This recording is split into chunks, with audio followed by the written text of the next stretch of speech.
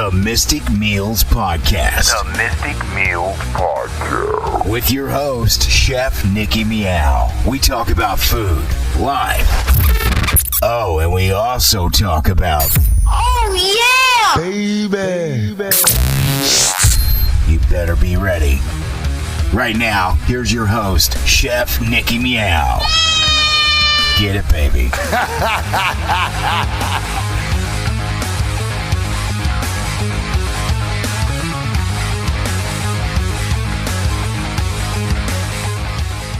Alrighty then. Hey everybody, what's up? I am your friendly neighborhood homegirl, Chef Nikki Meow, and we are here embarking upon the latest iteration of the Mystic Meals Podcast. This is a food-related show, but we talk about everything under the sun. I ask some questions and then we go ham. We just go willy-nilly. So let's just get right into it with our guest, Mr. Thalo. Hello. Hey, Chef Nikki, how are you? Doing well. Are you now? Coming to you from my subterranean bat cave. Yes, I'm coming to you from the crypt that is my house. Oh my goodness. Thank you so much for being patient with me. Let me tell you, the technical difficulties, the mishaps, and the shenanigans have been in full effect. Hey, that's all part of doing the show. It is. It so is. I've learned a lot about myself and other things in the past 24 hours. Well, self exploration is a good thing. It is. I mean, yeah. Self exploration is always fun, isn't it? Indeed. So, Mr. Man, catch us up on everything that's been going on with you. So I had the pleasure of meeting you finally back in December at your show here in Los Angeles after many, many years of online friendship. So that was exciting. So give us the quick gist, your superhero origin story, what's going on, how you got here, and what else is happening. Okay, well, first of all, I want to say, it was awesome meeting you. I want to say thank you for coming out to the show. Oh, yes. For those of you who don't know, I had my second solo show at the LMF Gallery in Sierra Madre, California. Mm-hmm. It opened December 13th, and it was my last solo show of the year of 2025. Ended 2025 really well. And normally, January is kind of an experimental month for me, but I'm in 4 group shows right now. Wow. One open Friday, one open Saturday.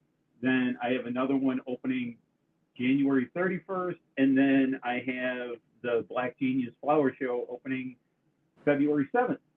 Wow, that's fantastic. Yeah. So January being a slow month for me is no longer a thing. Last year it was brought up, but just a little background for people that don't know me. I am a painter. Here's some of my work behind me.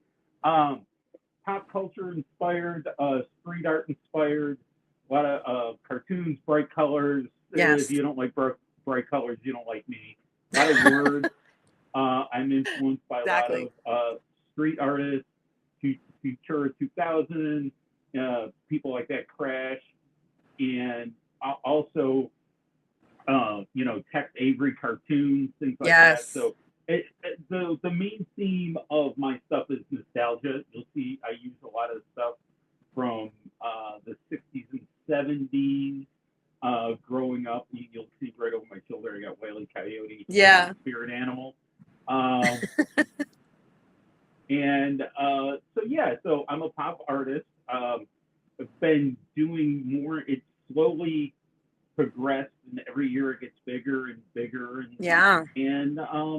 So like I said, normally January, I always try to January was always slow for me, so I experimented doing different things.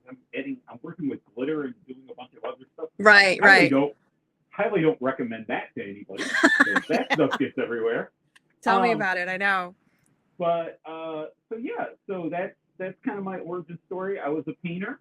I took a 20-year break to raise my family, and when my daughter got old enough, my daughter Julian, who is an awesome artist in her own right, is going to get her master's at Tufts, and she's going to be an art teacher. My wife is a great artist. She's doing a lot of sewing now, but I always laugh that I'm the third best artist in my household. Aww. But I am the first, as you know, I'm the most full of shit. I don't know. But yeah. Oh, go ahead. Be as colorful as you wish, darling. Okay. So so that's kind of who I am. And I started out, like I said, took a 20-year break. As my daughter got older, she was doing drawings. And I'm like, oh, I'll pick it up. And me and her would draw together when she was younger. Yeah. And it was right during the pandemic, I started doing 228. For those of you who don't know what a 228 is, it is a slap sticker. It is a government sticker you could get from the post office. The post office. And I have many of those. Yeah. And a lot of street artists take those and, you know, slap put their tag on it and stick them up all over. Yeah. And I started doing those during the pandemic. I kind of fell in with this group, the MAC group, the Monsters Art Clan, which is a group of artists from all over the country. And it was really great during the pandemic because we were a big support structure. So I was drawing every night, and we were showing each other. We would do art battles and things like that, and it was all virtual. Cool thing is that I got to meet several of them as the pandemic lifted. And I became friends with, you know, I've got very good friends that are still part of the group. But then I started painting again, and I thought, wow, you know, I haven't painted in 20 years. Let's try painting. And my daughter, for Father's Day, bought me one of those. If you go to Michael's, you'll see package canvas. There's 16 by 20. You get 5.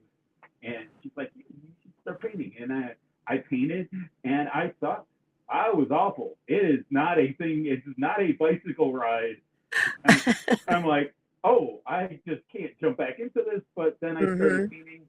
Yeah. And then more and more, I started painting, and then people seemed to like what I did, and I started selling, and then I started. Of course they did. And I appreciate that.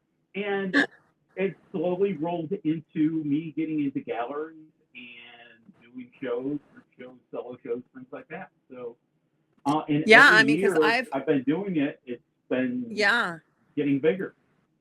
Yeah, for real. Because when I think like the Foopocalypse like really kind of pushed us all to kind of do the things that we had probably been, you know, sitting on for a long time, and like, what about this? What about that? I mean, that's when I started doing my podcast, was during that time, because we were all kind of like, okay, so now what? And, you know, it was a way for me to keep in touch with everybody, check in with everyone, you know, make sure we were all still okay. With the new, you know, kind of relative for that. Right. Yeah. Very. But I at the time, like, the climate was so interesting, and everyone had a lot to say about a lot of things. And, you know, through that, I was able to, you know, meet people like you. And it was actually Bruce 13, shout out to Bruce, who introduced us. Yeah. And he also did my awesome logo art for the show. So big props to him. Super thrilled. Yeah, he is. He really is. One of my close friends to this very day, love him to death. He's a great guy, great artist. If you don't know him, go check him out on Instagram. Seriously. And so yeah, it's and like Instagram and TikTok and things like that, social media has really helped me get back into it much faster. Yeah. 20 years ago, when I started being an artist, it was send your slides in and maybe we'll go look at them, and it was really tough. Oh my God, like the big manila envelopes and stuff. Yeah. Right. Yeah. Right. And now I will finish a painting and post it on social media, and then like I'll get like comments from the entire world. Yeah. Like literally. Yeah. And I've sold pieces. I've got pieces that I've sold in Germany. I've sold in South Africa. I've sold in England. I've sold in all over Asia. Yeah. And it's just crazy to think that, you know, it has really helped my career. It's made it blow up. I've got over 17,000 followers on TikTok, and I've got over, I don't know, on Instagram, 11,000 followers. Yeah. Something like that. I think it was like 13K. I peeped it. I peeped it. Okay. I was like, go So ahead, yeah, Thalo. that has really helped Yeah. because galleries, you could find galleries, but then galleries could also find you a much easier. And not that social media numbers mean a lot, but it does to an effect that they can look at all your work because Yeah. galleries look for a body of work because Right. if you do one painting, well, it's great, but if you're going to do it, galleries are looking for people that are like not only serious but can produce work, and social media could, like, you can look online and see Yeah. that I post a lot, I work a lot, and Yeah.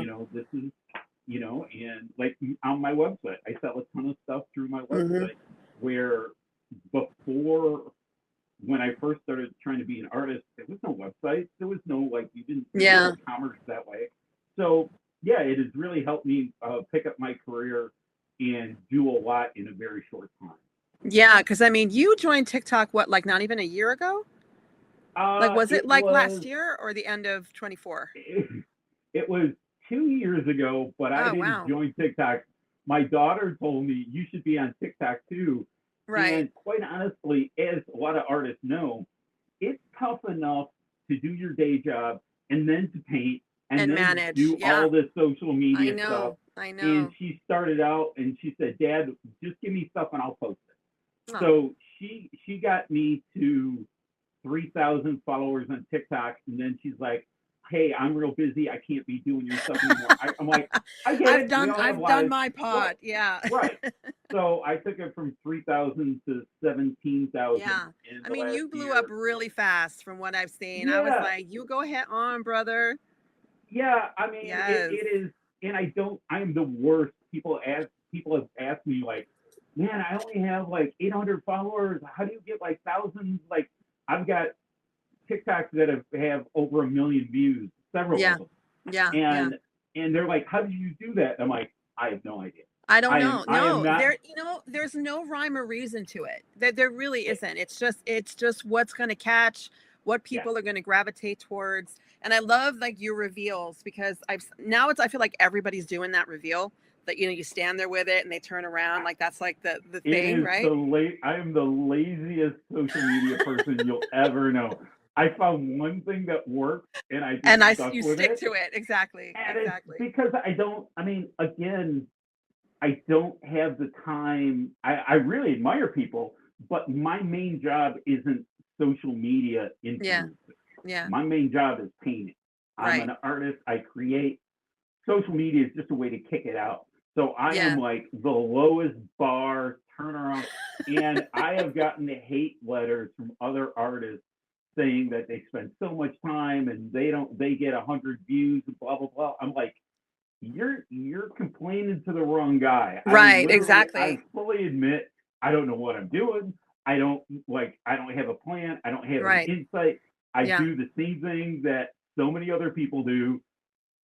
And I mean, knock on wood, I've been very lucky. And, like I said, the algorithm, and that all may change. Like, I'm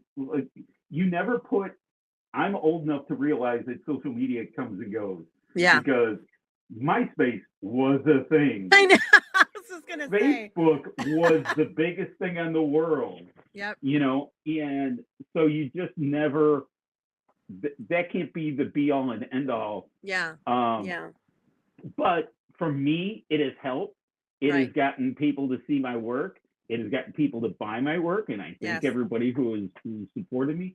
But it is a great way I would have never been able to connect with people, galleries in Asia, galleries all over the world, like my stuff and see my stuff, or, it's a very cool thing. So I always push artists to use social media, but you need to decide, do you want to be an influencer or do you want to be a artist? Because I'm not an influencer. I don't take ads. I don't do any of that stuff. I don't have that approach about it either. I don't and you just I don't want to influence, I'm not influencing you. You know what I mean? I'm just putting out there what I do. You know, like that's just what I do. That's who I am. Like, you know, my social media pages are basically just a resume, just like yours are. Like you just scroll down, you see what I cook, you see what I make. The proof is in the pudding, and that's it. You know, like I move on to the next thing. Like I'm not trying to like, you know, no. You know, like if you like it, great. If you don't, that's fine. Because at this point, like I'm just creating what I want. You know, like I'm just doing what I want to do, and if people take to it and they like it, then that's awesome. 100%. Yeah. And to put it in cooking terms, people are always looking for that secret sauce. Yeah, like they are. And I'm and like, you know, there's no shortcut. There isn't. There really isn't. Because, and one of my favorite quotes that I don't know who started it, who gets credit for it, but it's one of the things I used in my book, and it was a quote that says, "The secret ingredient is you." So like no matter what it is you're doing, like you're the sauce. Like it's from you, you know, like just do it. If you love it and you're passionate about it, just go ahead on and do it. Don't think about anybody else. Don't worry about if they're gonna like it or not. Because you know, just do it. Yeah, I 100% agree. I mean, I don't know if you know who Rick Rubens is, but he's a record producer. Yeah. But I he's love also him. Yeah, and it's just like you make art for yourself. Yes. First, you don't make what sells. You don't do things for what you think will. You make what you like, and you try to get better. And you know that's the vibe I suggest to everybody. I'm like, don't chase trends. Don't you know? Hey, this is a new TikTok feature. When I scroll through TikTok, which is rare, it's all people telling me how to be better at TikTok, and their job on TikTok is to tell you how to be better on TikTok. Yeah, like use this I mean, there's only a couple of people that I actually follow that give sound advice. Like they say, look, you know, always go back, like just audit your account, you know, look at it, check your analytics, see what's working, see what isn't. And that's really if you're even like into it like that. You know what I mean? Like I'm just doing whatever, and I'm very, very grateful for the little community that I've built, because that's what's more important to me is the quality of people that chime in, that tune in, that keep up with me. I don't even like to use the word followers, like people who follow me. No, like they keep up with me. We hang out, you know, like, you know, it's always the same people commenting. Like I'm always like, half the time I'm the first person commenting on your stuff too. I don't know what it is about the timing. And every time you post, there I am. I think we're both up late at night. I think that's what it is. Way too late. I know. Way too late. Always. And always the fact that I'm 2 hours east of you is not a good sign. I know, because it's already late night for me, like mad late, you know, and I'm like, oh, there he is. Hey, I'm all, let's go. Yeah, like that's just my thing, I mean, you know.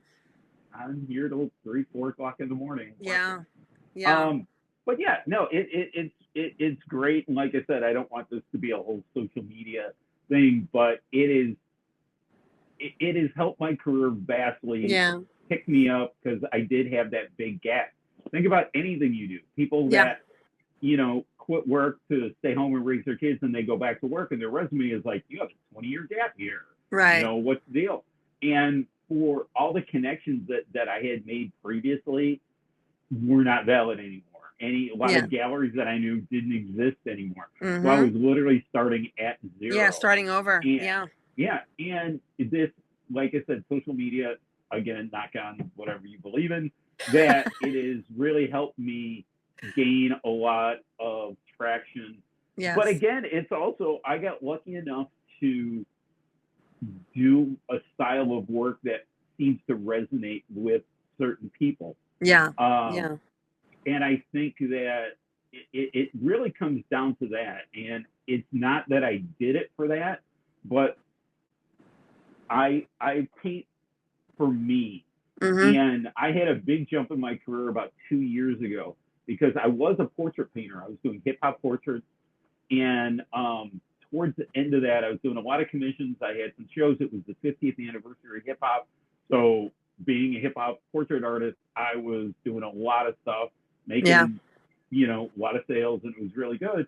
But again, it got to the point where somebody's like, oh, I need a Rakim and Eric B. I needed this. And I'm like, okay, I'll just sit down and knock this out. And it wasn't I wasn't feeling it. And like I said at the beginning of this, every January is time for me to experiment. And I'm like, Yeah, it's you know like a what? little bit of a I'm gonna reset. paint. Yeah. Yeah, I'm gonna paint for myself Yeah. of what I feel. And that's when my career really started blowing up. Mm-hmm. And it's really like I've incorporated type. I love the type. I used to be a graphic designer back in the day. Yeah. And incorporating type and fonts and cartoons and bright colors. And again, my work is not for everyone. There's a lot of fine art galleries that won't even touch people that do pop art or street art styles. Right. And Well, everyone there has are their standards, don't they? everybody has their taste, and Yeah. I've been lucky enough to work with some really great galleries. And I've had some unlucky enough when I started. You know, when you're a young artist, or not young in age, but you know, getting back into it, I was just trying to hang anywhere, and I had some bad experiences with galleries. I had one gallery that stole a lot of money and paintings of mine. Right. And you just learn. Now I'm in a good position where Now I you know, pick and yeah. choose of I only work with people I really like and trust. And Yeah. you know, Christine from the LMF gallery out in Sierra Madre couldn't be nicer. It was a great experience. Super nice person, great gallery, and she's like, do whatever you want. And I had a little shop. I had clothing and jewelry. Yeah, and, it was really cool. The way like, the way you had it set up was really, really nice. I yeah, thought it was really cool. I was so happy for you. Because I wanted something for everyone. Everybody, I had show posters. I grabbed one of the show Yes. posters from the LA I got show. mine. And it was great to have stuff because I remember when I was younger and I would go to art shows, I didn't have money to buy paintings back then, but I was like, oh, I'm going to get a poster and you can get the artist to sign it. Right. And, you know, it's always nice to have something. So, you know, and I don't think of myself as a painter. I'm not a great painter. I can tell you that. I am a good storyteller, I think, and I'm a creator. And that's why I don't limit myself to just, oh, I'm painting on these canvases. I've done clothes, I've done different designs, I've done jewelry, because it's whatever itch I want to scratch at that point is what I work on. So right. That's where it's at for me too. I feel like, you know, at this point, like it's okay to wear all the hats. You know, it's okay to like diversify and, you know, lean really forward into the other things that you're good at, your passions and the things that make you happy, you know, like why not?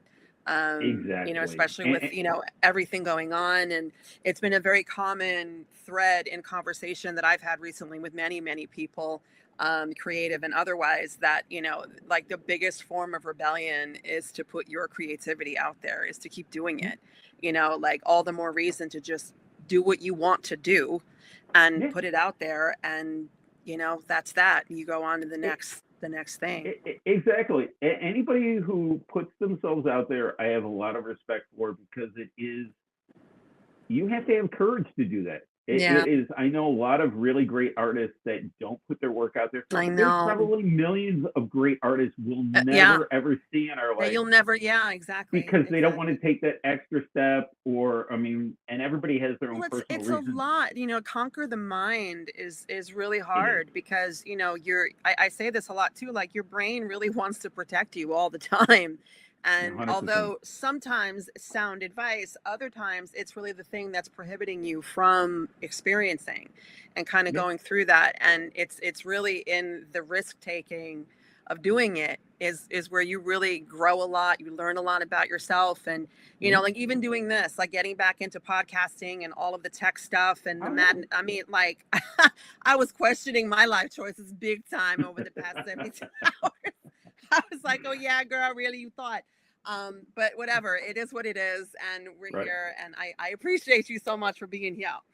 Oh yeah, no, this is great, and it is bravery to put yourself out there to do stuff. But I mean, it's that old saying: if it's worth doing, I mean, you know, I've never believed in that adage of find what you love and you'll never work a day in your life. It's totally the opposite. find what you love, It's and then yeah, you'll it's work kind of like 24 when you hours start a doing the day at thing it. you love, like Right, that's the thing right, you're doing, right? right. Yeah. Yeah. But Yeah, I think the it just I think because we love it so much, it just kind of, sometimes will take away from, what it is, but it's what we create for ourselves too, right? Because for me yeah, it's like every thought can become something, right? Because I'm mhm. sure you're sitting on a million ideas that no one's even seen yet, like different concepts and iterations of your work, and like what direction can I go in next, and like it's okay to travel, and see It, where it, that goes. I get people going, God, you paint so fast, you paint so quick, you have so many, you paint so much, and I'm like, I have 20 years of ideas bottled up in me. Right.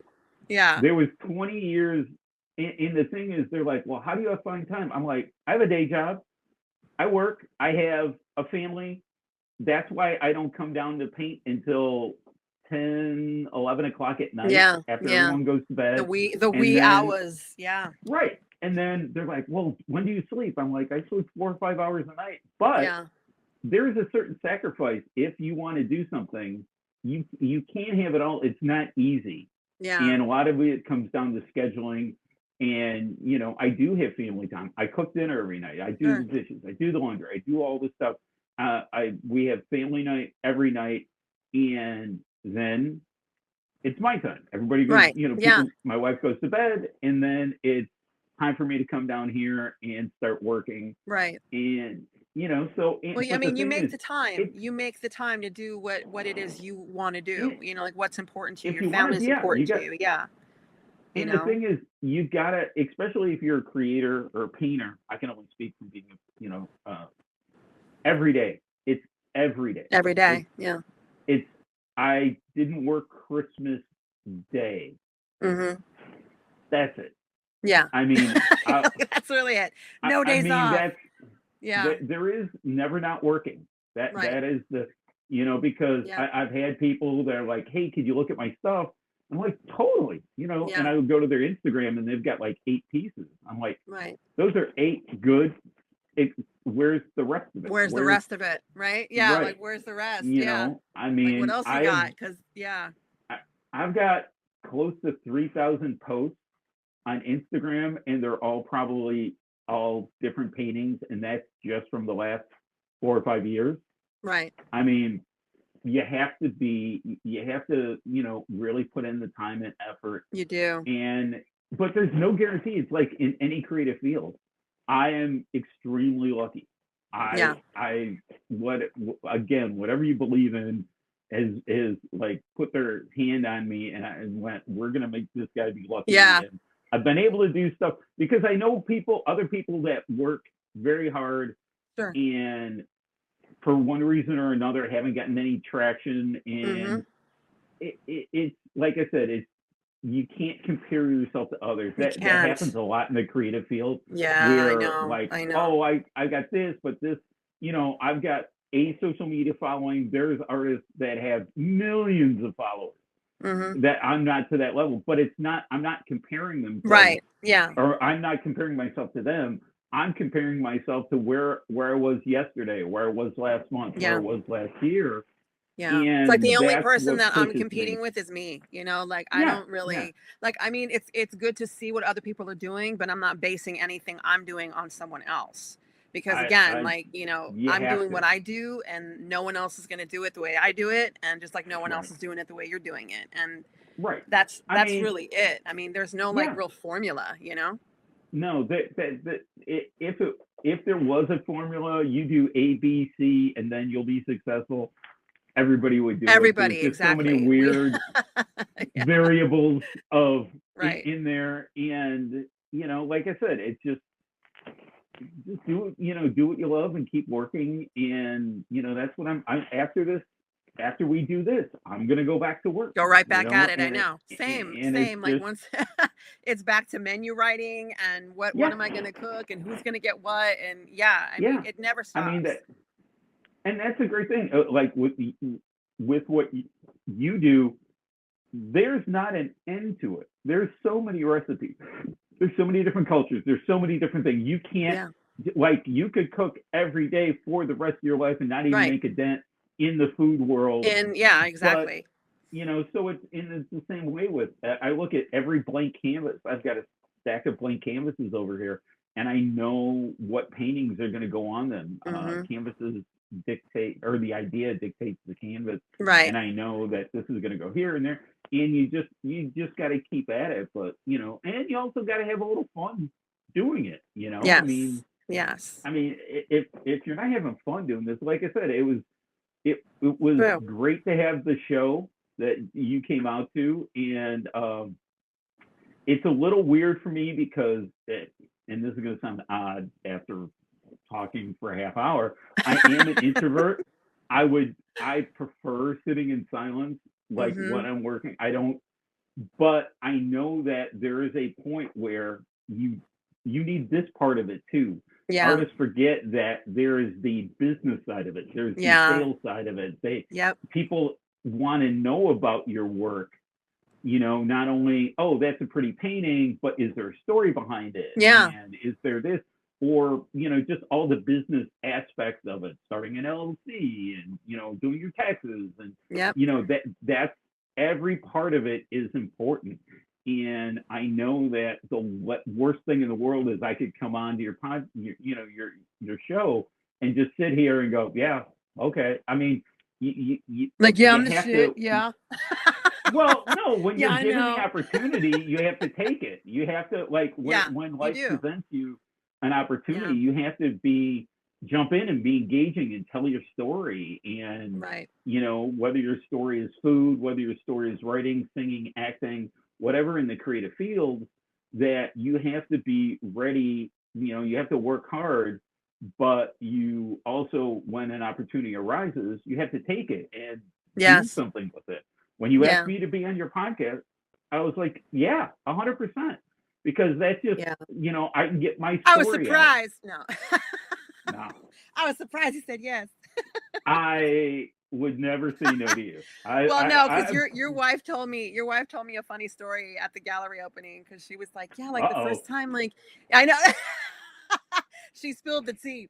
No, she was just saying how, like, you were hesitant the first time I asked you when I had you on the show years ago, simply because I think you were just, like, really beginning to kind of get back out there and do it. And again, kind of hearkening back to, like, okay, well, this is part of it. This is part of the gig, is just kind of getting your name out, letting people know who you are, what you do, what you're about. And, the fact that you came back for a second round, I appreciate you so much for that.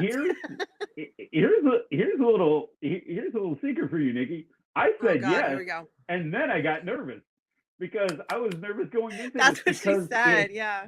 Yeah. I mean, I will say yes to a lot of stuff, but it doesn't keep me from, like, I have to flip a switch and go, all right, well, of course, tell some stories and be entertaining. But that is not my nature. That is just something I know that I do, or I have to do to be part of this equation. You wouldn't want me on a second time if I was a horrible guest the first time. I mean, nobody wants a second helping of that. No, listen, I feel like I was into what you were doing then, and to see how far you've come and how you've progressed, and just how you got all your gallery showings going on, and just the level of creativity that you have, and how your expertise and your prowess is just getting better and better and better. I think, like, one of my favorite paintings of yours is, I think, a recent one you did of Dolly Parton, and it's her birthday today, isn't it? Yes, it is. And it's just such a beautiful piece. Yeah, and I think that one's traveling because, well, a lot of us keep hashtagging her and hey, Dolly, look at this. Yeah, I mean, because it's a beautiful painting. It really is. That piece is currently at the Bridgeport Art Center. Nice. And it's in a Pictures of You group show, and that's where the Dolly piece is, and it opened last Friday night. Nice. And it was I was trying to think of, I got asked to be in the show, and it was portrait icons, and I really stepped away from portraits. I really have. But you're really good at it, though. I got to say, you're really good at capturing. Yeah. Yes, adequate, you are. but thank you.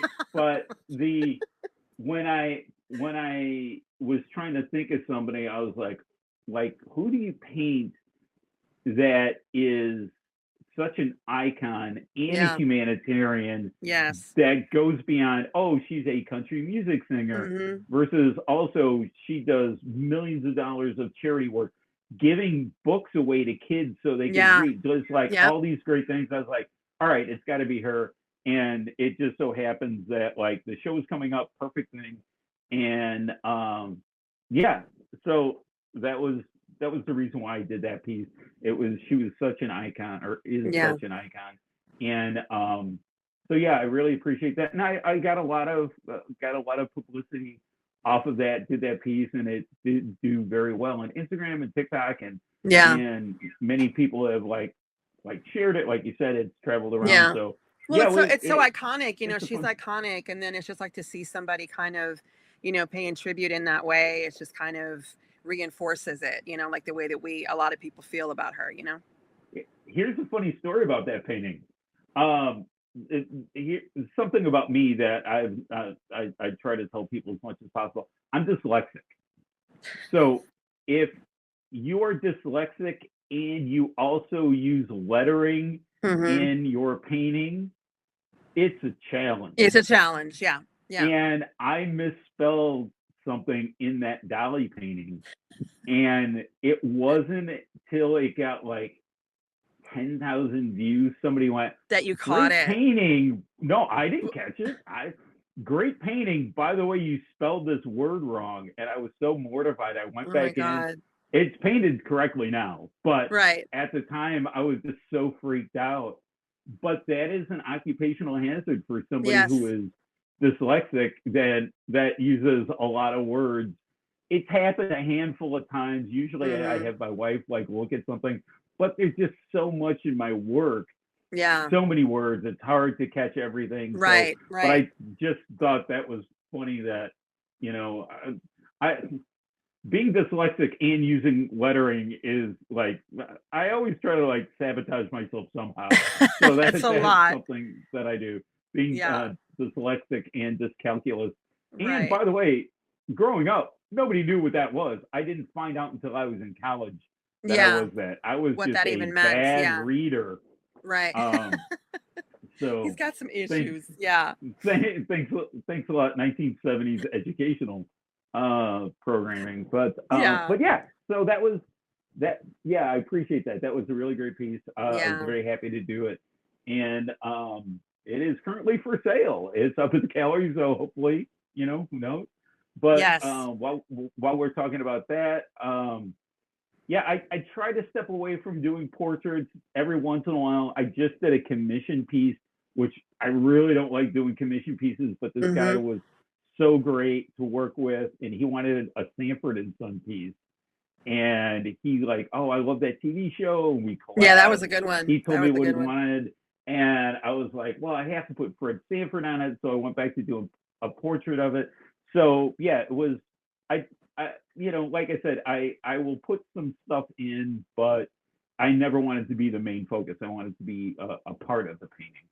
That enhances it versus just going back to just kind of straight bright colored portraits. I get people that don't know anything about art go, oh, Andy Warhol, huh? You think you're Andy Warhol? I'm like, you don't know anything about Andy Warhol. But, okay. Exactly. Quiet. Good to know. I don't know if that's a compliment or if it's people are being. What exactly are you trying to say? They're not. Anyway, but it's so. But it's been really great. Yeah. And the shows and stuff are going along really well. Like I said, I've got. Let's see. The next show that opens up is at Chicago Trueborn. It's called Sweet Home, or my piece is called Sweet Home Chicago. And it's a cool piece. The theme of the show is you have to go to a flea market, or you have to buy an old painting and then paint on top of it. And you can't paint a lot. You can't completely cover it. And so you have to see the old painting and then your stuff on top of it. Right. So it's my second year in that show. I was asked back to it and I just shipped that piece out today. Chicago Trueborn on Chicago Avenue. They'll be opening up January 31st, and then I just sent out my piece for the flower show at the Black Genius Gallery in Baltimore, Maryland, and it's all what flowers, PHLOWERS, what it means to you. And I just did that piece, and I'm very proud to be in that show as well. So that opens. The cool part about that is that opens February 7th, which is the day after my birthday. Aww. So that'll be, that'll be cool. I wish I could go out. You and my friend Trisha have the same birthday. She's February 6th also. There you go. Yeah. There you go. There we go. Great people in February. That's so awesome. That's so cool. I mean, I'm so happy to see you just thriving and doing your thing, and that people are kind of catching up to what's already, what's been there all along, right? Which is all we can hope for, is that, eventually people go, hey, that's a really good piece of work you did. I've been lucky, and I appreciate everybody. The majority of the people have been super nice and supportive to me. Yeah. And I realize my work isn't everybody's cup of tea, but even the people that they've still been nice. I've had very few people be like very mean, criticizing, whatever. Yeah. It's like, because I'll even tell you, number one, anybody who comments on any of my social media posts, I will respond to you. Yeah. I will. I respond to everybody. It doesn't matter how many followers I have. And even I've had people go, I don't like this. I'm like, cool. I respect that. I respect your opinion not to like it. Thanks for the feedback. No. But I never take it as that. Right. I'm like, everybody has their own taste. Yes. And if you want to comment saying you don't like this, cool. Right. I'll take that. I mean, I appreciate you. Like, you looked at it and you gave me your 2 cents, and that's it. I get that a lot with like a lot of the food that I post up. Like people will say like, I can't stand that stuff, but you make it look really good. And I'm like, but see, that's the compliment. Like that right there. Right. For you to even say like, that's not really my thing, but you made it look really good. That's all you can really kind of hope for, is that your posts are so hard to look at, because I look at them super late at night, and that makes me hungry. And eating a full meal. Those are the kind of comments and messages that I get. They're like, okay, I need to go to bed now. Now I'm hungry. I wasn't hungry until I looked at all your posts. Until I saw that thing. Now I want mac and cheese. But indeed. But you guys all love to cook, though. I think your wife was saying that too, that you really enjoy cooking, and that you kind of take the lead a lot. Yeah. My mom was a great cook, and she taught me at a very young age. I've had a lot of friends that were chefs and teach me tips and tricks and how to like properly do things. And but I fall in the Ben and Jerry's category of cooking, because bear with me for this. The story behind Ben and Jerry's, why their flavors are so good, is one of the guys has a really bad palate. I don't know which one, Ben or Jerry. So he puts more flavoring so he could taste it. Yeah.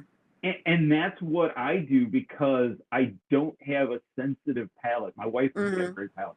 I don't, so I make sure there's a lot of flavor in everything I make.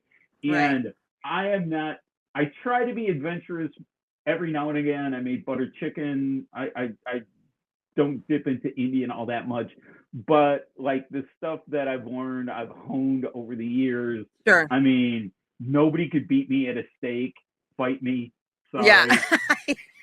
You could have your $10,000 grill. I will take a cast iron skillet. Right. And beat Any you day. At steak. Any day. I never eat steaks out anymore, because I know that I can make a better steak than anyone. Yeah. And it's the easiest thing in the world to make. But anyway, don't want to get too far into that. But yeah, the cooking stuff is, I know what I'm good at, and I know what I'm not. Every once in a while, I'm like, let me try this. Nope, still not good at that. We get adventurous and ambitious. Right. Yeah. Yeah, but there's I love Mexican food. I love Italian food. I mean, I'm a Midwestern kid. I mean, we didn't Scottish. heritage. We weren't super adventurous. I never had Mexican food because my family was meat, potatoes, right. nothing. Pretty straightforward. And I went to visit my sister. She lived out in California at the time. Her husband was at Vandenberg Air Force Base. And I went out to visit my sister. I think I was like 10 or 12. And she made enchiladas. And I had never had that. And I was like, this is awesome. And I made her take me to Mexican restaurants every night we were there. And then I came home. I'm like, Mom, I want enchiladas. And she's like, what? What are enchiladas? And I drugged my mom to, luckily, the town that I grew up in had a large Latino population, and there was taquerias all over the place. Wow. And I made her go, and shout out to my mom that she went with me, and just being a little kid, just like eating, like, oh, this is different. Oh, I love this. Yeah. Same thing with Middle Eastern food. My wife, my father-in-law is Egyptian, and I never had Middle Eastern food in my life. And we went out. I was just dating Renee. I don't even think we're engaged. I think we're just dating. And I went up to visit him in Michigan. And my father-in-law, Bob, he took us all out to this great restaurant, Lashish. I love that place. R.I.P. Lashish, which was open again. I know. I hate when good places disappear. I know. And I looked at Bob and I went, I don't know what to order. And he's like, he pulled me. It was a long table because he brought all the family out. Yeah. And he pulled me next to him and he goes, all right, tell me what you like. He's like, do you like lamb? I'm like, yeah. Like, you like this? You like that? You like it? And he just he was my tour guide through Middle Eastern food. And I love Middle Eastern food now. We have, we've got just a great Middle Eastern place right in my hometown now. Love going there with my wife. And she's like, I grew up on this. I know all about it. And I'm like, well, I didn't. I mean, we were like typical country, Midwestern, fried chicken, roast beef, steak, any of that. So it has been a great food journey that my wife and her family have brought me into the Middle Eastern side. I do remember I was at my mother-in-law's house, and I was just eating pita because they would get fresh pita. It was so good. Just plain, just eating pita. Yeah. And my mother-in-law's best friend, Gigi, walked by me and she goes, what are you doing? I go, I'm just eating pita. And she goes, let me make you some hummus for that. And I was like, no, you don't have to do anything. Yeah. I was kind of new to the family. I'm like trying to blend in, which I didn't blend in. I stood out. But she, in 15 minutes, made the best hummus I've ever eaten in my life. That stuff. I love and hummus. It's just it's just we've got a place in Geneva called Chef Abdul's, and he was a Iranian general who came over here and became a chef. Wow. Because inside his place he's got all his Iranian general awards. It was like all his accolades really and stuff. Yeah. Right. Yeah. But it's just like the best Kafka, all this stuff. It's just really great. So, I've got a love for Middle Eastern food now. And again, with Mexican food, Northern Mexican food, love that. I dip my toe. Ramen is my new obsession. I always kind of like ramen, but when I was out in California, we found this great ramen place. We were there for 4 days, and I made Renee go to this ramen place twice. Yeah, and it was just so good. Miso ramen with the egg in it, and it was just so I found a place near us in Aurora. It's called Sticks, and it's amazing ramen, and can't wait to go back to that. And it's weird.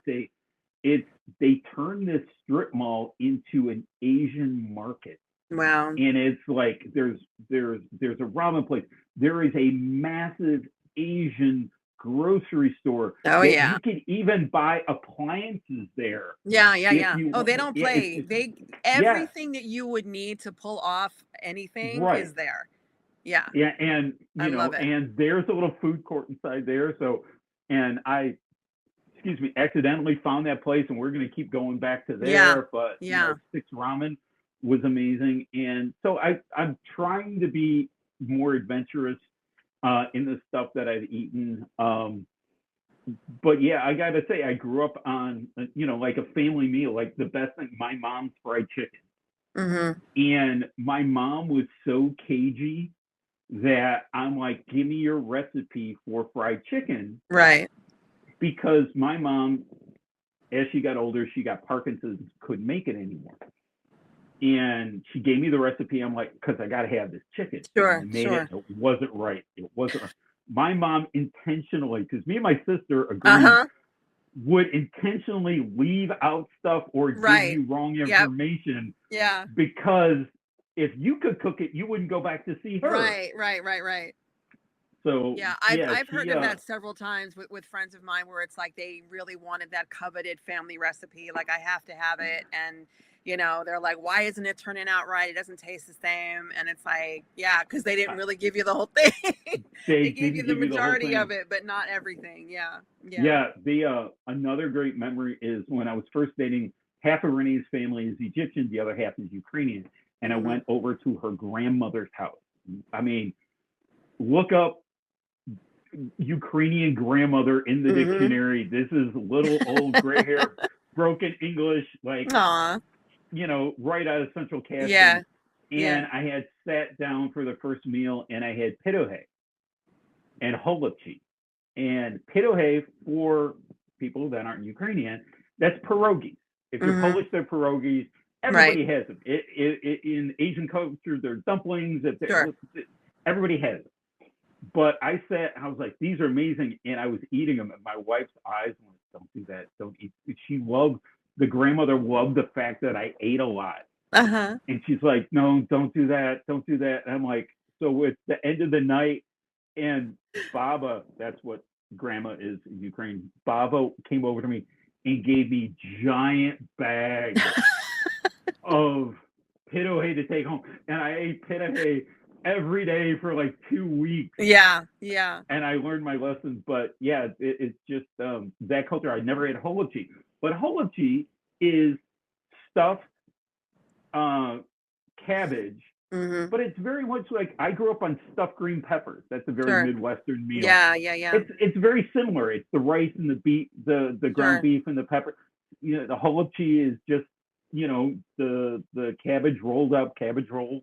And so many cultures have the same things, it's different names or slightly different. But it's pretty much the similar ingredients. Oh, yeah. And I was like, oh, I had this holubchi, and I was like, oh, this is like stuffed green pepper. I've eaten this before. This is great. Yeah. But yeah, her grandmother was, I think she fell in love with me because I ate a lot, and she loved to feed me because she didn't have that many people to feed anymore. Yeah. So food is such a big, love language for a lot of people. The first time one of my friends, again, grandmother, I went to their house one day when I was a teenager, and she made lumpia. They were Filipino, and it was the first time I had it, and it was so good, and I ate the daylights out of it. And she did the same exact thing. She busted out this ginormous bag from the freezer of frozen lumpia, and she was like, here you go. And every time I went over there, I was not leaving empty-handed. Whatever it was we had, all of a sudden she had 1 million pounds of it, which I always appreciated, and I love Filipino food to this day. It's so good. But yeah, and you can never say no to grandma, of course you can, but at your own peril. Be warned. Yeah, at your own peril. But yeah, we had a lot of my wife's the first. We went out on New Year's Eve as a date, but our first official going out was Valentine's Day. And I cooked for her. I didn't want to take her to a restaurant. I wanted to show off my skills. And it didn't hurt that we killed 2 bottles of wine back when I was drinking. But I made pasta bolognese, and I'm really good at that. And that was I wanted to cook for her. I wanted to show her that, I had skill, and that was the thing for me. I can cook. I could look at what I could do versus, and so yeah, cooking's always been, important. And most of the best conversations I ever had with my mom was in the kitchen while she was cooking. Yeah. And that is such an important time to have. And then, you know, it's is. just some of the best meals. Like my wife doesn't cook as much anymore, but when I can get her to make lasagna, Yeah. her lasagna is my favorite, the best. Aw. My daughter loves it. It is great. And it's always like, oh, it's a Christmas thing, or it's got to be a special occasion. Right. But Renee will sit down to make that, and that's such a big thing for me. I mean, Yeah. that means a lot. I mean, I've gone to great restaurants. Don't get me wrong. I mean, Sure. here's a good restaurant story for you, because we've been talking a lot about home cooking. Yeah. One of the best meals I've ever had was at Restaurant August in New Orleans. Yes. It's I've been there. John Besh. Yes, I've been there. And the reason why I could tell you the meal was so good, because I hated one of the people I was with, and it was still good. Because usually people talk about, oh, the meal was good, but was the meal good, or was it just the company and the camaraderie? Sure. It was a work excursion. I was with one of my friends, and then a person we hated. Right. We both collectively hated we didn't want this person to come with us for dinner. Right. We did not like the person. And it was still one of the most, and he was super annoying through the entire meal. Yeah. And it was still great. Shout out to, of course. you know, John Besh and his conglomerate. But sitting down, and that was one of the best meals I've ever had. And it really reminded me, because like years later, I watched The Bear. And I watched the character Richie when he like got his act together and he became a really good waiter. Yeah. And he was like overhearing, oh, you wanted deep dish pizza, and they made a special thing. But I had experienced it years before at Restaurant August, because we had walked in and the three of us were just chatting. And I said, I'm allergic to fish. I have the kind of the opposite allergy of most people. A lot of people are allergic to shellfish, or regular fish they could eat. I'm the opposite. Anything with a fin, I can't eat. But we had just mentioned this in passing while we were waiting at the bar to go to the table. And they had, as soon as we sat down, they brought out little fish order, like amuse-bouche. And when it, you know, I don't want to name this person since I ripped them. That one person got their meal, Roger got his, and then I got something different. And the waiter said, oh, I overheard you have a fish allergy. The waiter made you, or the chef made you a potato. It was some potato French name. I can tell you it was a tater tot, but it was the best tater tot you've ever had in your life. If I had 6 of those, I would have went away happy. But that was how the meal started. And it was one of those things where the waiters were around, but they weren't around. They were like, everybody was so on the point. service was really good. And the food was excellent. And it was just like, nobody rushed you, even though it was very tough to get a reservation at this place. We pulled some strings. The concierge got us in because of the company I work for, you know, and it was really great. But that's how good a meal it was. We wanted to kill one of the people at the table we were at, and we still had a really good meal. Nice. You know, it's funny because years ago, there was a show, I forget if it was PBS or not, but it was a show called Iconoclasts, and they had a musician and then like another creative, always 2 creative people from different realms. And John Besh, Chef John, was one of the guests on the show, and it was such a great show. And I remember I emailed him. I don't know, like that's when you could still kind of like direct, you know, so I emailed him and told him, you know, how inspired I was by his work and all of that. And I don't know why I did this, but I attached my number. I gave my phone number at the time. And lo and behold, 2 hours after I sent that email, he called me. He was traveling. So he was at the airport in between. And, you know, he called me and he was like, Nicole. And I was like, yeah. And he's like, hey, he's like, it's Chef. And I was like, what? And like, we just had this really quick, like That's 5-minute awesome. conversation. But he was like, I just wanted to say thank you for your email. It was so heartfelt. And I was like, oh my God. Like, like I was That's fangirling awesome. out big time. So Yeah. when we went to New Orleans, that was one of the first places I went was August. And it was really an incredible meal, start to finish. Yeah. The service was impeccable. And like you said, they weren't like too like overly solicitous. And, you know, they knew when to come in. They knew when to leave you alone. Yeah. It was just the best. Yeah. And it was, an couldn't say experience. enough about that place. It was a great experience. I've had a lot of chances to eat at some really good restaurants over the years. You know, and that's one that always stood out to me as far as like the best.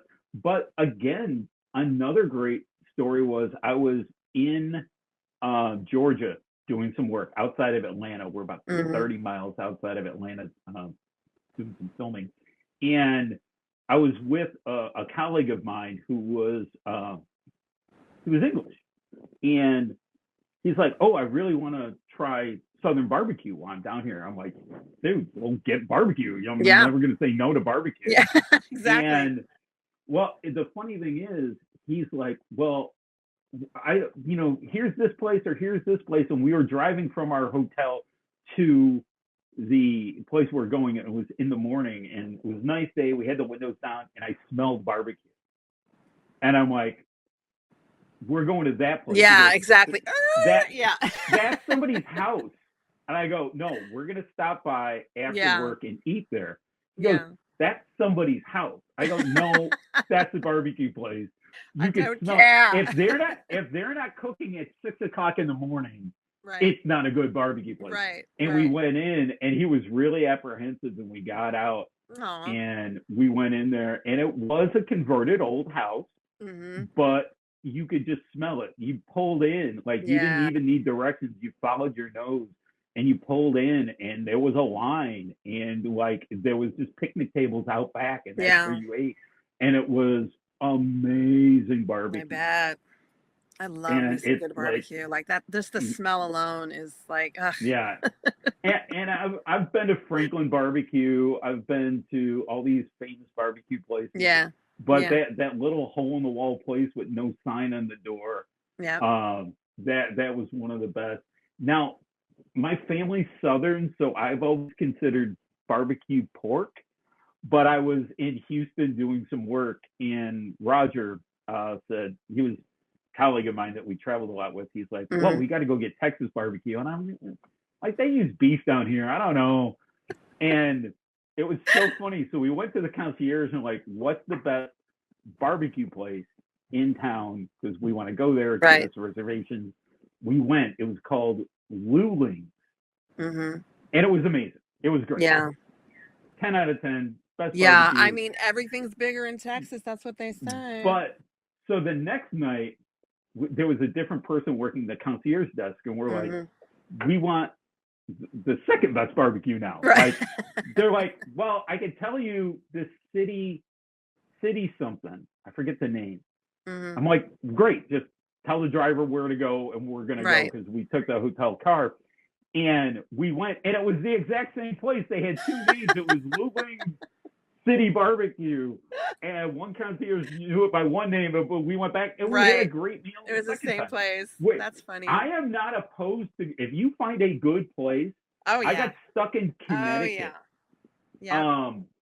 And we found a tapas place in Connecticut, and we ate there 3 days in a row. Yeah. Because it was just good. And we're so like, good. "Oh, we can do something else." Like, restaurants have full menus. You could get something different. Right. And like, we went and had 3 great meals going back. And even though by the third time, the hostess, who was the same person all 3 nights, went, "You're back again?" Yes, like, again. Yes. Just give me the menu. Are you complaining? And she's like, "No." Like, we got business. We have business. Well, especially expenses. like when you're not from there anyway, it's like you may as well get your fill, you know? Like it's not like you live there where you could just go whenever you want. It's like, well, we're here, we're doing this. So absolutely. Oh, 100%. So what would you say then? I mean, we talk about a lot of things that people like, but what is a food that you really just can't do? Like you just don't like it? I haven't had good scallops. Octopus is another one that I can't eat. And I've heard from many people, oh, you haven't had it prepared this way and that way. I've had it prepared several different ways. So that, I don't know if it's the texture or what, but anything with squid ink in it, not a big fan of. You know, there's so I would say those things. I'm open to a lot of vegetables. I've been eating a lot more vegetables recently. There's not like there's so many foods I haven't tried. I haven't tried food. A friend of mine went and said, oh, you got to go. It's great. You eat with your hands. You'll have a blast. I know there's stuff out there. I just, there's not a lot of stuff that I like what I like, Right. know, and like I said, I didn't know I loved Middle Eastern food until I ate Middle Eastern. Until you tried it, yeah. I love any kind of Mexican food until I ate Mexican food. It was one of those things. So it's not like I don't like, but like I said, I would, if there's something really like squid, octopus, scallops. I mean, those aren't on my favorite list. Right. But there's so many other things. Like, I don't care what restaurant I go to because there's something on the menu. Even if we go to a seafood restaurant, right? Yeah. I mean, because I could eat like shrimp, crab, any kind of crustacean I could eat. So there's always something that I go to. Right. So yeah, it wouldn't be like the negative thing I try, and you never know how. Like, I never want to go, oh, I hate this one thing because maybe it was prepared different. Maybe it wasn't the best. You can't, you're never going to always get the best version of everything when you go out. So if you have a bad meal, you don't want to go, oh, I don't like this. Oh, I don't like that anymore. Yeah. Well, but some people are like that. Some people are just one and done, They're like, nope, not doing that again. Yeah, I usually, but the thing is, it's so. And again, I don't have a great palate. I've got a lot of guilty pleasures when it comes to that. Like, I eat like junk food. I mean, it is a fight in my head to not pull into a White Castle every time I drive by. Because we don't have White Castle out here, and I can't. And the frozen burgers ain't it. No, it ain't it. There was some hardcore White Castle. When I was younger. Me and my friends would go to a bar, and there was a White Castle directly in between my house and the bar we would go to, and there was a stop every night. On the way, every night I went out, I was stopping at White Castle. And now that I'm trying to eat better, that there's not a lot of White Castle. There used to be one in my town, and they closed down. I was really mad until they opened up a taqueria in the same place, and now I'm not. So bad. You're like, all right, okay, soften the blow a little bit, okay. Right, but White Castle is like, I have to fight the steering wheel not to turn in and get,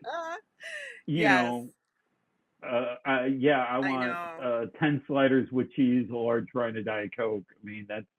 Yeah, I got excited when we went to Vegas a few years ago because they have a White Castle there now, and it was the worst. It honestly was the worst. I was so hyped for it. I was like, we're going to White Castle, la la la la la, and literally like everything tasted exactly like it tastes from like the frozen box. Like it just wasn't. I mean, it just didn't translate the same. You know what I mean? I'm like, y'all don't know. You don't know what White Castle is. Restaurants are also tough because I have a favorite barbecue place. It's not world famous. It's a small chain. It's called Sonny's Barbecue. And I love Sonny's Barbecue. But it's nostalgic. It's very much a time in my life. There was a Sonny's right down the street. I lived in Florida at the time, and that was my go-to. When I could scrape up enough money for a rack of ribs, and like that was like. So in my mind, Sonny's great. Sonny's isn't great. No offense to Sonny's. Still love you. Shout out to Sonny's. But in my mind, so it's one of those things in your head. I know. And here's a funny White Castle story for you. So I was visiting a friend in the hospital. And that's not the funny part. Stayed there way too late. I was waiting for And the I was like- punchline. And I was driving home, and I'm like, I haven't eaten all day, Mm, and it's like 1 o'clock in the morning. wow. Like, and I'm like, I know there's a White Castle. White Castle be 24/7. I know there's and I one know where there's a somewhere. White Castle. Yeah. But you know what I did not think about? It was March 17th. Ah, wow. It was 2:30 in the morning Oh man, at White Castle it was on popping. St. Patrick's Day in Chicago. Yep. And there was literally, I was in the drive-thru. There were fights in the drive-thru. People Yeah, I were bet. getting out of their car, and it was I just bet. complete chaos. Stone sober. I hadn't had a Love drink it. of anything all day, but I'm like, I'm not getting out of line. Yeah, I'm I'm staying here in this. now. I'm committed. I'm committed. I I'm getting mean, mine. and White Yeah. Castle is meant to be eaten in the car Yes. while you're going someplace Yes, else. it's one of those And- things where you could eat in the dark, and it's just insanely just Yeah. delicious. You Murder used to be burgers able- all the way, but who cares? you could gauge. It was a joke my friend used to tell, because in Florida we didn't have White Castle, but we had Crystal Burger. Same Mhm. thing. It's the exact Mhm. same thing. My friend used to tell me, "Oh, I know how good a time I had last night by how many Crystal Burger boxes and how many Yeah. ATM receipts Yeah. on the floorboard of my car when I get up the next day." I'm like, "Yeah, that's about right." Pretty much. You know, the crinkle fries, got a couple, crinkle fries around the floor. Yeah. The aftermath. I know. I love it. I do miss me some White Castle big time. Big time. Another thing, we're talking about like nostalgic stuff. Pizza. I'm in Chicago. Yeah. Pizza's very big. Not deep dish, pub style, thin crust pizza. Yeah. Yeah. Everybody, you could ask 100 different people and they'll tell you 100 different their best places. Sure. It's all growing up. We had 2 neighborhood pizzas parlors growing up. Mm-hmm. John's Pizza and Nardi's. Mm-hmm. John's Pizza was my go-to. And the reason why I fell in love with John's Pizza was my parents didn't like to get pizza, but my sister was 15 years older than me. Mm-hmm. Her and her boyfriend would go and get pizza on a Friday night, Mm-hmm. bring home the leftovers, and I'd get John's Pizza Saturday morning. Right. I'd eat cold John's Pizza out of the Nice for breakfast. There you go. So I had my wedding rehearsal dinner at John's Pizza. Aw. John's Pizza meant a lot to me. Right. I was denied my last John's Pizza because they had closed. There was a divorce. And This story took a turn real fast. listen, no, it's got a happy ending at the end. I promise you. So like all of a sudden, I was like, wah, wah. Like, oh So no. John's Pizza wasn't, I had moved away from the town I grew up in, but it wasn't, I mean, you went out of the way to go to John's Pizza, and I'd go like Mhm. once every couple months. Well, my sister goes, "Oh, did you hear John's Pizza closed?" I'm like, "No, what happened?" Wow. Like everybody and she goes, "Yeah, there was a divorce, and they had to sell the restaurant." And I'm like, "Well, I'm gonna go." I was like literally grabbing my keys. I'm like, "I'm gonna go get a pizza now." She goes, "No, it was last Tuesday." She goes, "Oh yeah, we went Tuesday." My sister knew about it and didn't tell me until Wow. after they closed. So The I was betrayal. 100%. All right. So getting to the good part of the story. Mm-hmm. Years later, I'm listening to a podcast. There is a comedian called Kyle Kinane. He's from the town that I grew up in, Addison, Illinois. He had mentioned that, oh yeah, there's this really great really great pizza place. He worked at the rival place, but would go to John's Pizza to get his pizza, even though he worked at Nardi's. Yeah. Anyway, he said, "Oh yeah, there's a pool hall that bought the ovens, the pans, the recipe, all that from John's, and they opened it up."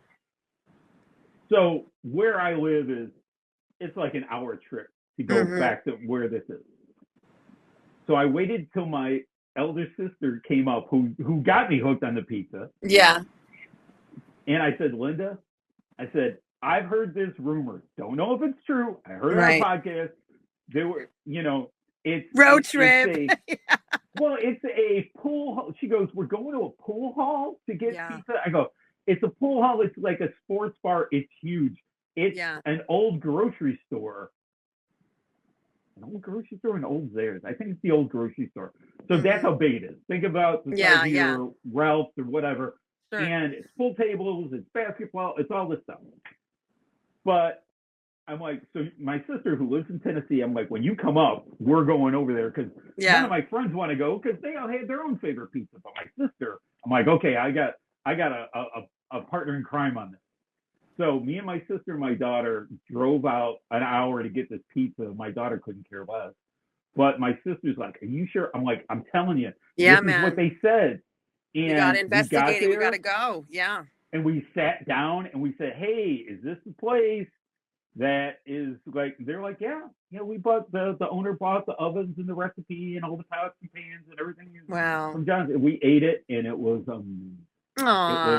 it was so nostalgic. They brought it out. As soon as I saw it, I'm like, that's the same pizza I grew up with. You were like, here.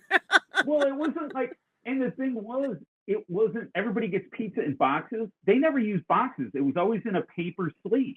Yeah, yeah. And it was just like, so it was, me and my sister were just talking about pizza the whole ride home. Aww. But it was just so nostalgic that it was like, I got this, I grew up on this, it was taken away from me, and then it was back again. So I told my sister, I said, next time you come up, we're going to roll out there. Ever so viciously, yes. Yes. But at least now you know where you can go, right? I know is it where still there? is. I could get that. Yeah, oh, good. It's still there. I mean, I keep an eye on it every once in a while to make sure it's still open.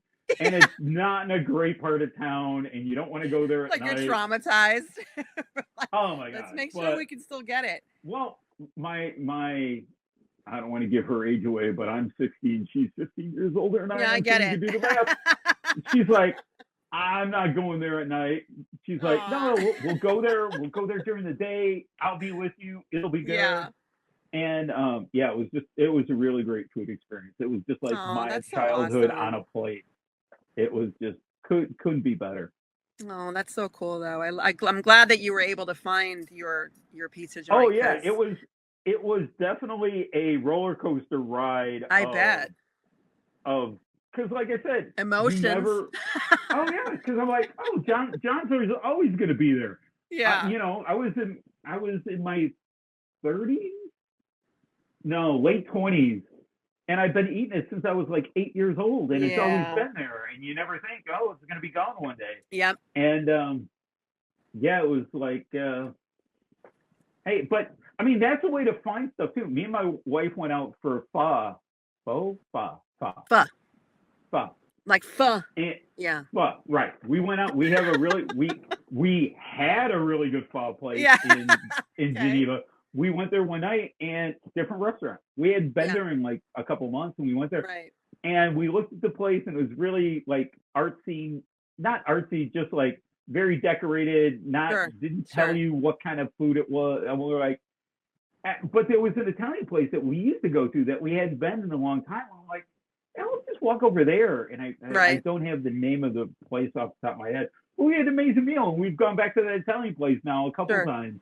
And it was just, I had this grated cauliflower in pasta with sausage, Italian sausage.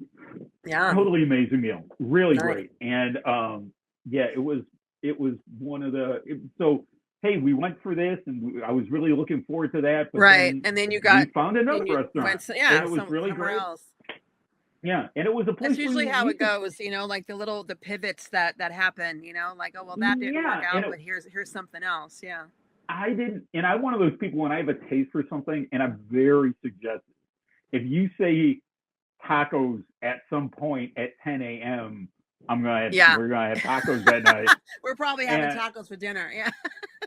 Yeah. I know. Yeah. And I get like that too. It's like if I'm also at a point where like if I wanted, I could just make it, right? So if I get in the mood, like you said earlier, like sometimes like you're not going out for steak anymore, you're making it yourself, because you already know, what it's about. Indeed. Well, I believe I asked you this question years ago when you were first on the show, and I'm going to ask you again Okay, because your answers are probably different now. Okay, so the old appetizer, entree, dessert question. If you could describe yourself as such, an appetizer, entree, and dessert, what would you be and why? I didn't know you were going to ask that, but as soon as you mentioned it, an interview popped in my head. There was an interview that David Lee Roth gave. He was on the Letterman show back when David Letterman was on. And he described himself as the chili dog of rock and roll. He goes, not fancy, fitting. I'm not sophisticated. I'm just like, you know what you're getting.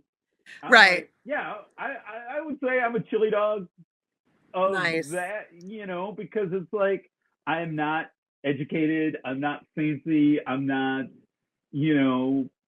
I would have to say the chili dog would be the main. I'm doing this out of reverse order. Yeah, it's okay. Whatever comes to mind. After that, but it just popped in my head when he's like, he's like, how would you do it? He's like, man, we're the chili dogs of rock and roll. And I'm like, I always think about that. I'm like, yeah, the chili dog of human beings. Appetizers, I would say nachos because I'm layered. There's some spice in it. There's some jalapeno. Yes. There's something for everybody. There's the cheese, of course. Yeah. I'm kind of melty, and I usually come out in a big platter, and I'm a big guy, so I would have to say the that nachos. Makes sense. And for desserts, what would I be as a dessert? I had heard of a dessert that I haven't tried. Have you ever heard of Eaton mess? Eaton mess, yes. Yeah. I listen to food podcasts quite a bit. And there's one that Ed Gamble does. Anyway, they talk about this, and I've never had it, but just the way they described it sounded really good because it's just like it's like it's in a bowl and it's just layers of stuff like a parfait or something. Yeah.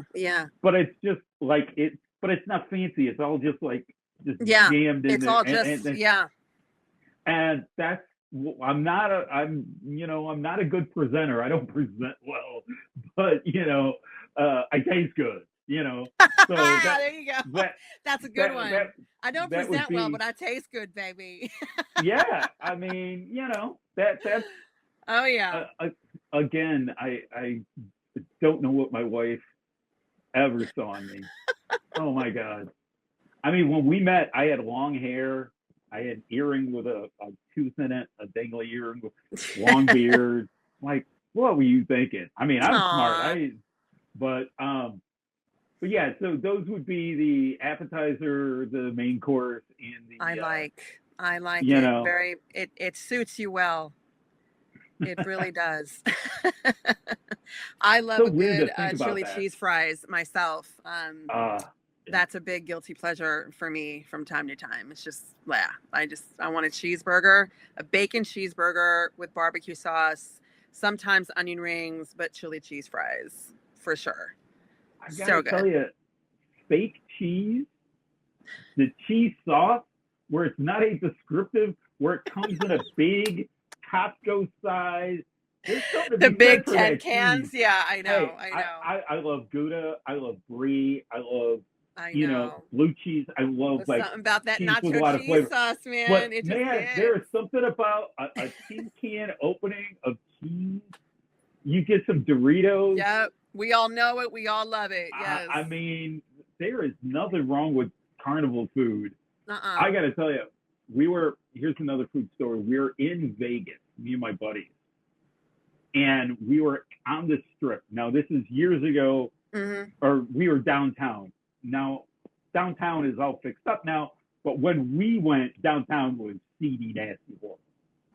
And we went to a no-name casino. I don't even know what it was called. That was the name. That was the name, the no-name casino. It was skanky. It was the worst. But we saw a sign that said deep-fried Oreos.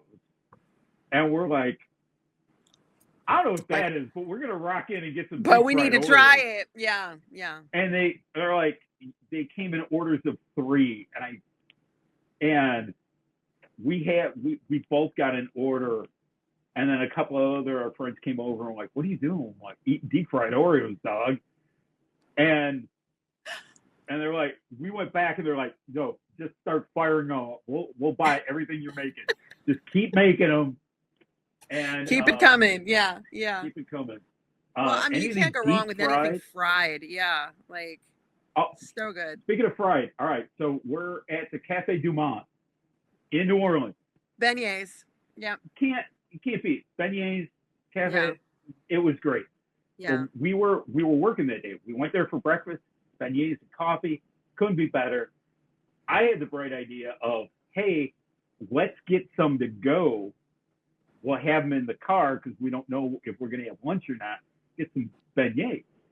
Cool. So get the beignets to go in the car, like, I don't know, 100 degrees with 100% humidity. The car's all locked up. And we're going back to, it's like 1 o'clock. I'm like, we're both getting hungry. Like, yeah, we got some beignets in the car. Dog, they do not sit well. That white bag. I was gonna say, like, as soon as you mentioned the weather, I was like, nope. It was, the grease had gone through the bag. It was almost transparent. Yes. And they weighed like a ton. Yeah. It was. I don't know the science behind it because I'm not a science doctor, but I can tell you that bag of beignets that I had was like 10 pounds more later. Yeah, than what it was. And I'm like, dog, you want to try one of these? And I'm like, nah, I'm good. Nah, man. Okay. I'm like we got to work the rest of the day. It turned into a science experiment really fast. But yeah, so pro tip, if you're going to eat the beignets, eat them there. Eat them then and there. Exactly. Yeah. Exactly. They don't travel very well. Right. Greasy food does not travel super well. So there you go. Oh my goodness. That's so awesome. That's so cool. Well, I really want to thank you for being back here with me and just letting me know like what's going on with you, telling the people where it's at. And so aside from these gallery showings and stuff you have going on right now, what else can you reveal or would you like to tell everybody that's to come in the future for you? I've got a couple solo shows. I can't mention them right now because contracts have not been signed, but I'm in group shows all the way up until March. Nice. Follow me on Instagram or on TikTok and you'll be able to see all the stuff that's going on. Yes. You could always reach out on my website if you're looking for available pieces. My website has, a great selection of my art, ThaloHalo.com. Or if you want to go on Instagram or TikTok, I'm at ThaloHalo. Excuse me. Awesome. And you could just reach out and say hi. I mean, like I said, I literally will answer. He does. He's very, very friendly. I have not let a comment go by. Or if you just want to talk, I've talked to young artists that just want to chat about art or give them any kind of wisdom that I have or whatever. So follow me on the social medias and go to my website and check out the available art. I'll have all the links attached to this somehow. I'll figure that out. And Chef, I want to say thank you for coming out to my show. It was really great to finally meet you in person. I know, that was cool. I appreciate all the support you've given me over these years. I mean, it's just like I said, it's the virtual reality friends becoming real friends. Yeah. How I met you, how I met Bruce 13, and there's several other people, DZ Halasi, a lot of people that I've met online that I've later considered my friends and have either met them in person or had many discussions with them. So thank you very much for having me. It was really great. You're so welcome. Well, I'm a friend and a fan of your work, and I am here for it. I will be rallying for you all the time. I'll always be stalking you in some way. I like that I'm usually the first person to comment. Well, maybe that says something about your sleeping habits.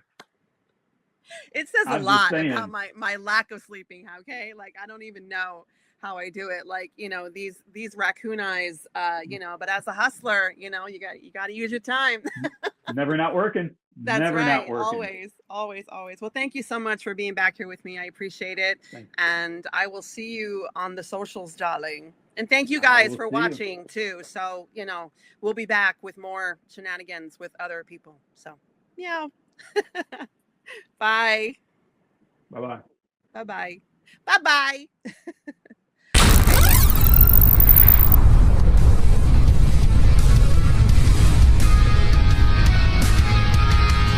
You've been listening to the Mystic Meals Podcast. The Mystic Meals Podcast with your host and producer, Chef Nikki Meow. Kick-ass music by 3 Parts Acid. Follow 3 Parts Acid at 3 Parts Acid on Instagram and TikTok and YouTube. The amazing artwork by Art by Bruce 13. Follow Art by Bruce 13 on Instagram. And I'm your voice with the most. I'm Jason Neer. This has been the Mystic Meals Podcast. The Mystic Meals Podcast, copyright 2026. See you next time, kids.